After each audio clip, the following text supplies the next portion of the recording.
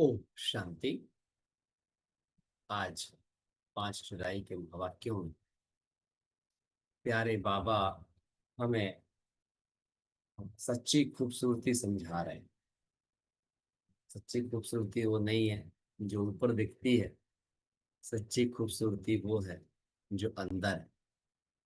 अंदर की खूबसूरती ही बाहर निखर कर सामने आती है। तो अंदर की खूबसूरती का नाम बाबा क्या कहते हैं? पवित्रता। बाबा कहते हैं जब पवित्रता होती है, पवित्रता के कारण ही देवी देवता खूबसूरत दिखते हैं। जब आत्मा पवित्र बन जाती है तो प्रकृति उनके लिए ऐसे तन का निर्माण करती है जो तन बहुत कैसा हो जाता है। तन के मन बहुत खूबसूरत है तो तन में भी सच्ची खूबसूरती भी चमक आ जाती है। जो चमक किसी भी प्रकार के कॉस्मेटिक से नहीं आ सकती, वो चमक पवित्रता की शक्ति से आ जाती है। वो तेज पवित्रता की शक्ति से आ जाता है। क्योंकि पवित्रता ना सिर्फ खूबसूरती देती है बल्कि क्या देती है, अंदर में वाइब्रेशंस क्रिएट कर देती है। और वाइब्रेशन एक ऐसी शक्ति होती है, एक ऐसा ऑरा होता है, एक ऐसी इलेक्ट्रिसिटी होती है हमारे अंदर कि जिसके द्वारा ना सिर्फ हम अपने आप को बेहतर बना सकते हैं परंतु अपनी उस पवित्रता की वाइब्रेशन को चारों तरफ फैलाकर सारे विश्व का सहारा बन सकते हैं, सारी प्रकृति का सहारा बन सकते हैं। क्योंकि पवित्रता ही संसार का बल है।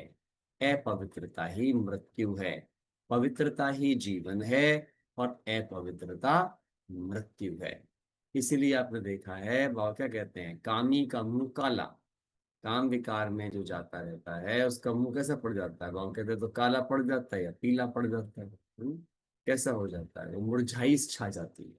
लेकिन जो आत्मा ब्रह्मचारी होती है, पवित्र आत्मा होती है, उस आत्मा के चेहरे पर क्या दिखता है? सदा तेज।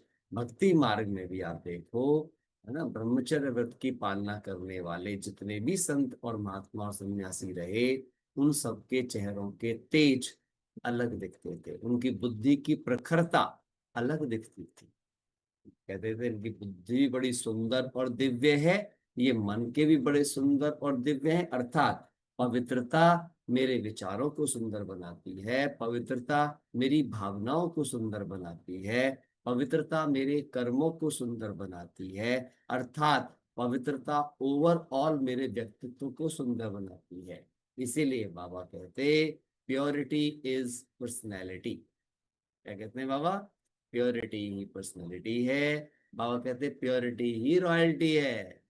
आपकी रॉयल्टी भी कौन है? परमात्मा है। और अगर प्योरिटी वीक रही तो फिर तुम्हें रॉयल्टी देनी पड़ेगी, पेनल्टी देनी पड़ेगी। ये भी है। तो प्योरिटी रॉयल्टी भी है और प्योरिटी कमी आई तो फिर आपसे रॉयल्टी चार्ज की जाएगी। हम्म। आज बाबा बहुत खूबसूरती से हमें पवित्रता की वैल्यू समझा रहे हैं। इसीलिए ब्राह्मण पवित्र हो सकते हैं पर पावन देवताएं होते हैं। क्यों? भाई ब्राह्मणों में शरीर तो कैसे विकारों से पैदा हुए शरीर हैं, तो टेढ़े बांके भी हो सकते हैं, कुछ वीकनेस भी हो सकती हैं, कमजोरियां हो सकती हैं, बीमारियां हो सकती हैं, रोग शोक हो सकते हैं। लेकिन देवताएं कैसे हैं? जब वो संपूर्ण पावन होते हैं तो उनके शरीरों में भी कोई रोग नहीं हो सकता। अर्थात प्रकृति, ये बहुत सुंदर बात बाबा यहाँ याद दिलाई है, प्रकृति पवित्रता पर न्यौछावर हो जाती है। प्रकृति भी पवित्रता पर न्यौछावर हो जाती है।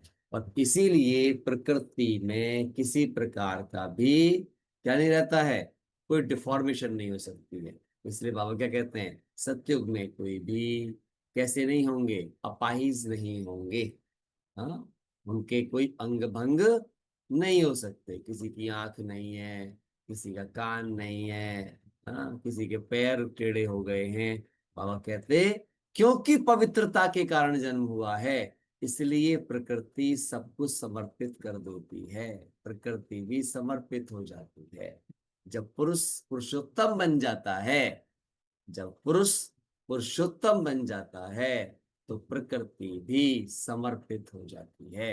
अर्थात वहां की जीवात्मा, जिन्हें की देवता कहा जाता है, वो तन से भी सुंदर होते, मन से भी सुंदर होते, कर्म से भी सुंदर होते, और इसीलिए उनके हर एक कर्म की पूजा होती है।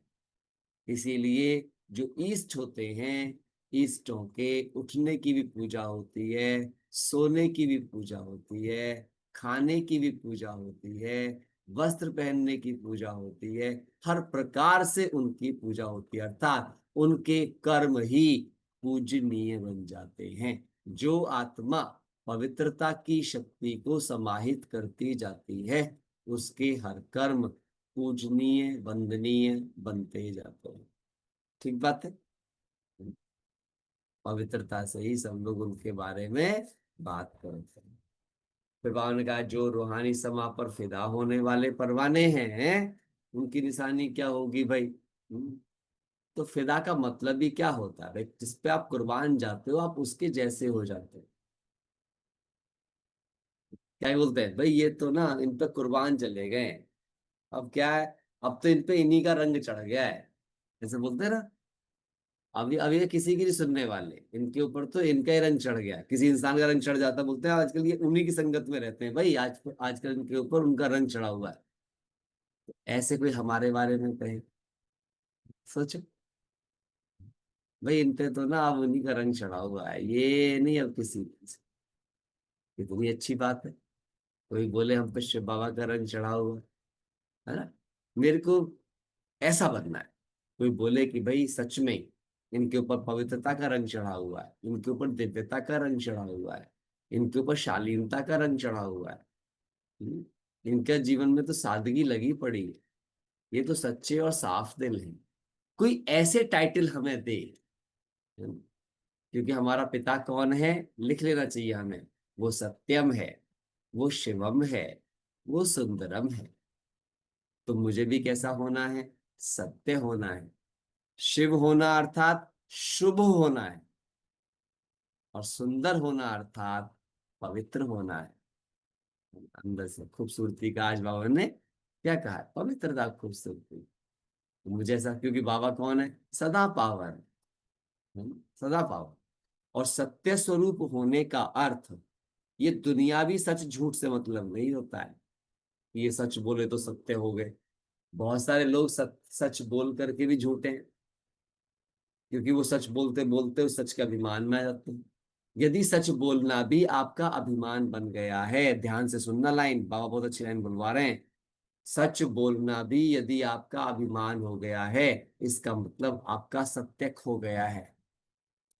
क्योंकि अभिमान आना ही मतलब सत्य से दूर हो जाना। सत्य क्या है? मैं आत्मा हूं। आत्माभिमानी स्थिति से नीचे गिर गए, मैं झूठ नहीं सुन सकता। इसका मतलब यह हो चुका है कि मेरा सत्य खो चुका है।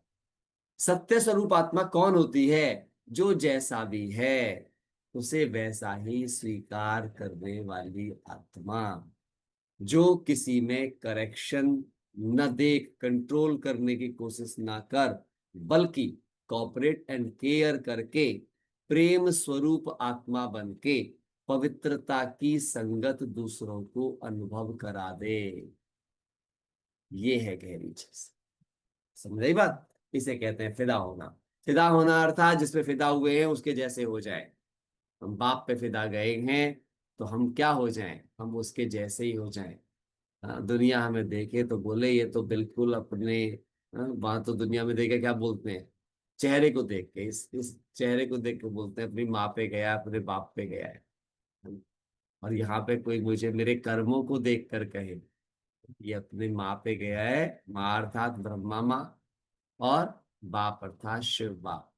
जब कोई मेरे कर्मों को देखे, मेरे चिंतन को देखे, मेरे वर्णन को देखे, मेरी बातों को देखे, मेरे चाल चलन को देखे, तो हर किसी को क्या अनुभूति आनी चाहिए? ये तो ब्रह्मा बाबा पे गया है, ये तो शिव बाप पर गया है। तब कहेंगे फिदा होना। समर्पण होना केवल शारीरिक प्रक्रिया नहीं है, ये सचमुच सचमुच केवल मानसिक प्रक्रिया है। केवल मानसिक। क्योंकि जो मन से समर्पित है, उसी का फिजिकल उन कर्मों को करेगा जो श्रीमत प्रमाण है। अब सुनो ध्यान से, जो मन से समर्पित है, मन से कौन समर्पित है? जिसका खुद का मन ना रह जाए। ये गहरी लाइन है। मन से बस वही समर्पित है जिसका खुद का मन ना रह जाए, जिसका मन बाप का मन हो जाए। हाँ? हम वही करें जो पिया मन भाए। अपने मन की करी तो सच्ची सजनी नहीं है, पिया मन करी तो सच्ची सजनी है। हम्म, ये समझ के, हाँ कि ना? समझ आ रही है बात? हम्म, इसे कहते हैं फिदा होना। फिदा कहते हैं जो मुझ पर फिदा होता है, फिर जब वो मुझसे जुदा होता है तो मुझसे भी ऊंच हो जाता है। फिदा होने का अर्थ है बाप से भी ऊंच हो जाना, जिसका एक बाबा प्रत्यक्ष प्रमाण हम बच्चों को कहते, मैं तो सिंगल पूज्य बनता हूं, पर तुम बच्चों को मैं डबल पूज्य अधिकारी बनाता हूं। क्या बनाता हूं भाई? डबल पूज्य अधिकारी। तो यदि हम बाप पर फिदा जाते हैं तो बाबा क्या कहते हैं, तुम मुझ पर एक जन्म कुर्बान जाते हो, मैं तो तुम पर 21 जन्म के लिए कुर्बान चला जाता। ठीक। तो कहने का अर्थ क्या हुआ? या यदि मैं फिदा हुआ होऊंगा, यदि मैं कुर्बान गया होऊंगा, यदि मैं समर्पित हुआ होऊंगा, तो बाबा मुझ पर मुझसे ज्यादा समर्पित हो जाएंगे। समझ आई बात? हम्म, समझ आई?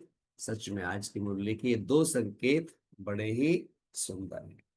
और जिस पर हम फिदा जाते हैं, उस फिदा होते हैं, उसकी एक खासियत और होती, क्या होती है? आप किस पर फिदा होते हो? आप उस पर फिदा होते हो जिसे आप पूरा जानते हो। दो बातों में फर्क है। मैं आकर्षित हूं, ध्यान से सुनना, बहुत सुंदर बात आप बुलवा रहे हैं। मैं आकर्षित हूं, मैं प्रभावित हूं, मैं झुकाव में हूं, या मैं समर्पित हूं।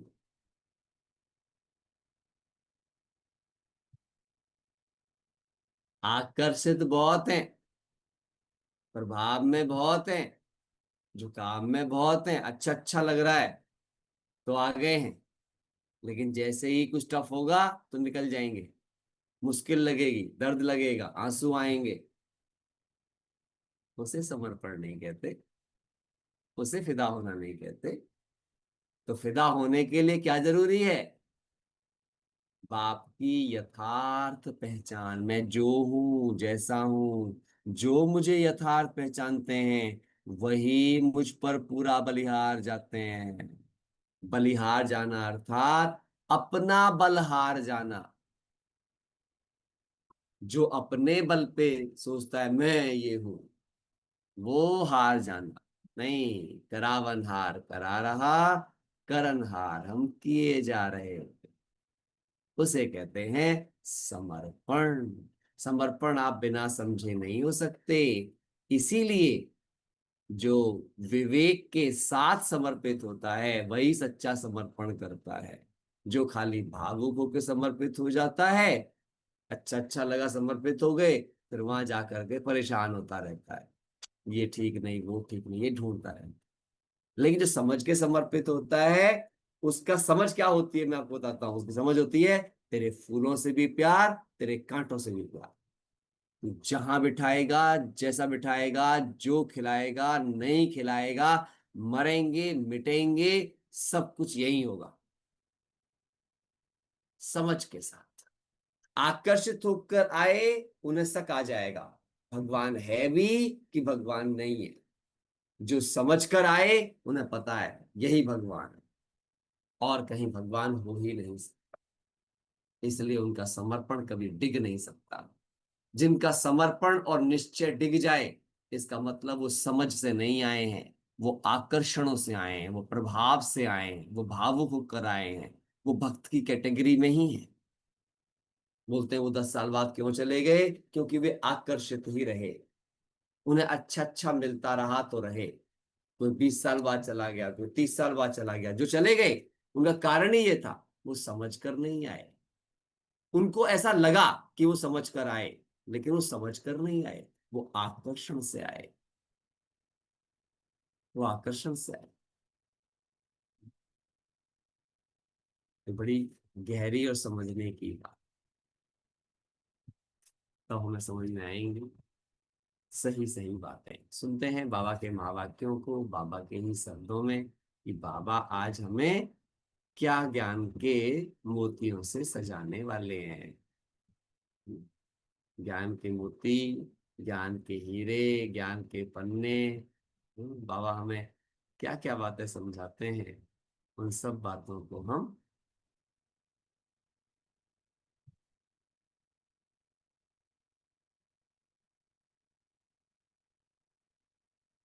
हम ठीक